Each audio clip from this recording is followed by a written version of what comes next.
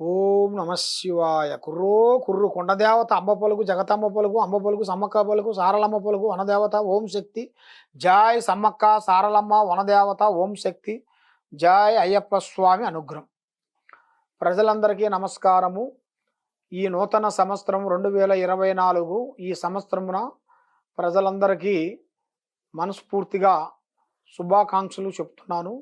మీరందరూ బాగుండాలి, దాంట్లో మనం ఉండాలని మనస్ఫూర్తిగా కోరుకుంటున్నాము. మరి ఈ సంవత్సరంలో ఈ కర్కాటక రాశి ఫలితాలు ఎలా ఉన్నాయి, ఎలా నడుస్తున్నాయి అనేది మనం తెలుసుకోబోతున్నాము. కాబట్టి ఇది మీరు కొంచెం ఫస్ట్ నుంచి లాస్ట్ వరకు చూసి ఎలా ఉందో చూసి చెప్పగలరండి. ఈ రాశి వాళ్ళకి ఆదాయం చాలా బాగుంది. ఆదాయంలో 14, ఖర్చులో 2, అవమానంలో 6, రాజపూజితలో 6. అంటే సంపాదనకి ఖర్చుకి హై లెవెల్లో కనబడుతుంది. రాజపూజితకి అవమానాలకి సేమ్గా కనబడుతుంది. 6గా కనబడుతుంది. మరి ఈ రాశి వాళ్ళకి గతంలో పోయినవి కాకుండా ఇప్పుడు చాలా వరకు పెద్ద పెద్ద కార్యక్రమాలు, పెద్ద పెద్ద పనులు, పెద్ద చేయాల్సిన విధానాలు కొన్ని కనబడుతున్నాయి. కానీ మరి ఈ సంవత్సరంలో వీళ్ళకి గురుస్థానము బాగానే ఉంది. శని స్థానము కొంచెం కురుజుల్లో కలుస్తున్నాడు. శని స్థానము కురుజుల్లో వచ్చే యోగం ఉంది. రావు ఫలితము చాలా బాగుంది. మరి వీళ్ళకి కేతు ఫలం చూసుకుంటే ఒక వ్యాపారంలో కానీ, ఉద్యోగంలో కానీ, స్థానంలో కానీ స్థానచలనీయం అంటే ఒక ఇల్లు కట్టడం, ఒక ఇల్లు కొనటం, ఒక ఇల్లు డెవలప్మెంట్ చేయటం, అలాంటిది వీళ్ళకి జాతక బలంలో ఒక పెద్ద స్థాన ప్రాప్తి యోగం అనేది కనబడుతుంది. వ్యవసాయంలో కొన్ని పెద్ద కార్యక్రమాలు, ప్రభుత్వాల నుంచి కొన్ని కార్యక్రమాలు కొన్ని తీసుకోవాలి. ప్రభుత్వం నుంచి కొన్ని మీకు అవకాశాలు వచ్చే యోగాలు కూడా, ఉద్యోగ ఫలితాలు కూడా కొన్ని కనబడుతున్నాయి. తర్వాత మీకు రాజకీయ ఫలితంలో చూసుకుంటే ఏదైనా సరే ప్రజల ముందల మీరు యథార్థంగా మాట్లాడతారు, ముఖం ముంగల మాట్లాడతారు, యథార్థంగా మీరు చేయగలుగుతారు. కానీ మీరు ఆ రాజకీయ ఫలితంలో మీరు తీసుకున్న కానించి మీరు యథార్థాన్ని అనేది ఓపెన్గా మాట్లాడితే మీరు ఇంకా హైలైట్ అవుతారు.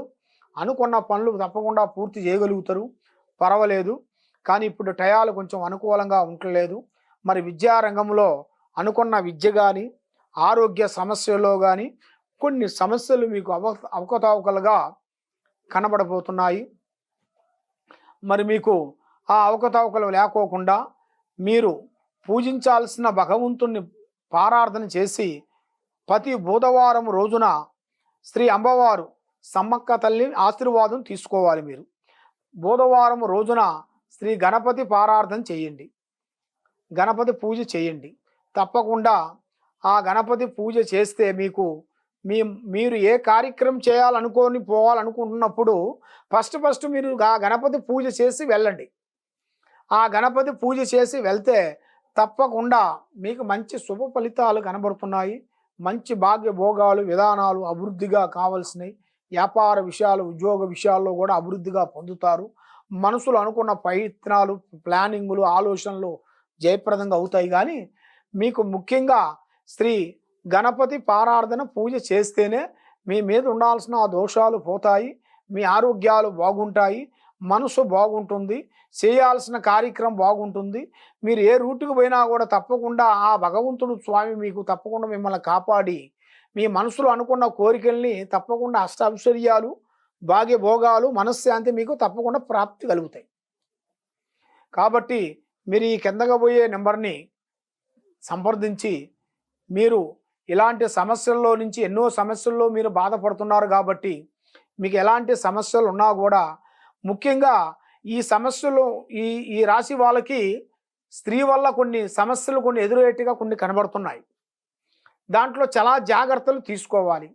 స్త్రీలంటే మన ప్రేమించిన వాళ్ళు కాబట్టి మనకి ఒక దూరమైన లింకు కానీ మన స్త్రీ ధర్మంలో కొంచెం దూరంగా, అంటే మనకి భార్యాభర్తల సంబంధం కాకోకుండా దూరమైన వాళ్ళతో మనం కలవటం కానీ అలాంటి విషయాల్లో చాలా జాగ్రత్త పడాల్సినవి కొన్ని కనబడుతున్నాయి.